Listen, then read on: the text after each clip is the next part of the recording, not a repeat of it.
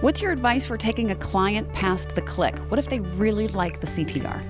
It's really interesting. Really good graphics and really good metaphors of using data to describe to them the pathways that consumers take, which is why it's such an interesting time right now, because it's not survey-based how people respond or recall an ad. You actually have measurement capabilities and data around actions that consumers are taking, how they're searching for your brand or your product, how they're talking about your brand or your product, how they're sharing on Facebook. And I think you're able to link exposure to advertising to those actions and then to sales. And it's a much more compelling story to a brand that they can understand than simply we put up a display or an impression and people clicked and then they purchased. Because it's a much more complex ecosystem of marketing that's going on. I don't know about you, I haven't clicked on a banner ad in probably 8 years.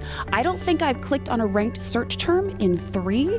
I click on the one right under. And I don't know if I'm just a cynic about this. I like to find my own results. So I agree, I'm getting a lot of impressions. I'm seeing a lot of different brand messaging, but I'm not giving them the metrics that they want.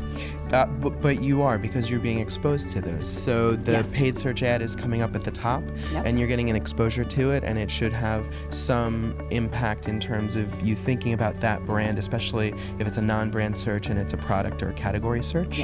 And from an online display, you still remember the fact that it's on the environment in which you're consuming, engaging with the content. So just because today you don't take a direct action does not mean tomorrow or a week later, or depending on the buying cycle. If you buy a car, it's a much long research process than going out and purchasing a soda down at your 7-Eleven. So you're able to measure those interactions by looking over time at how consumers are exposed to that messaging and then how they actually transact and purchase. This is great. So we've been talking about measuring. Now let's go to the action side.